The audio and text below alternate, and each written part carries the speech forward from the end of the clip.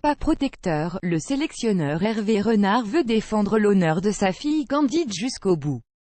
Ce mardi 15 mai 2018, il a publié un communiqué sans équivoque. Hervé Renard a décidé de prendre la parole pour soutenir sa fille, Candide Renard, 21 ans, l'ex-candidate de la 19e saison avortée de Koh-Lanta, TF1, après qu'elle a accusé l'un de ses coéquipiers, Eddie Guyot, 34 ans et jeune père de famille, d'agression sexuelle en pleine nuit après 4 jours de tournage. Alors qu'un premier round judiciaire s'est joué ce 14 mai 2018 entre le jeune Nancéien, qui a été placé en garde à vue dès sa descente d'avion et entendu dans les locaux du SDPJ de Seine-Saint-Denis avant d'être relâché, et la fille du sélectionneur de l'équipe nationale marocaine de football, elle aussi convoquée après sa plainte déposée dimanche dernier, Hervé Renard a décidé de publier un communiqué très combatif sur son compte Instagram ce mardi 15 mai 2018. Beaucoup de choses ont été dites concernant la déposition de ma fille Candide. Nous avons choisi de faire confiance à la justice dans cette affaire. Chaque partie est en droit de choisir sa stratégie. Le plus important pour nous, ne sera pas le show médiatique, dont nous n'avons pas besoin pour nous défendre, mais une cohérence pour respecter la justice. Nous attendrons le verdict de cette affaire avec patience et calme. Les grandes déclarations ne servent qu'à se rassurer soi-même et à attirer l'attention. Justice sera faite et l'honneur de ma fille sera rétabli face aux calomnies et divers mensonges à son égard.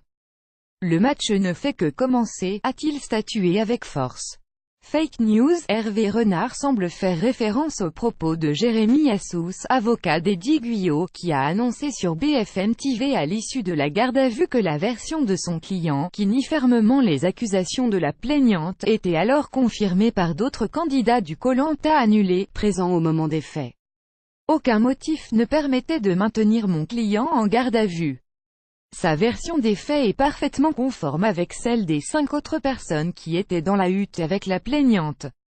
Aucun de ces 5 témoins ne confirme la version de la plaignante, avait-il statué avant que Léon Del Forno, avocat de Candide Renard, ne déclare à son tour, remonté, à l'AFP, qu'il soit fait état de prétendus témoins, confirmant ou infirmant sa version des faits relève d'une pure stratégie de « fake news ».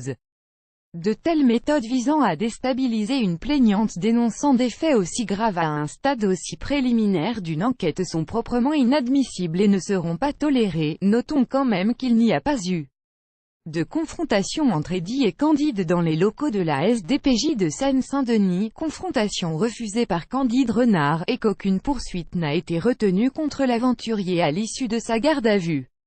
Le parquet de Nancy reprendra l'affaire prochainement, Eddie Guyot étant domicilié en Meurthe-et-Moselle. Le 15 mai 2018 20h36. Abonnez-vous à Pure People sur Facebook.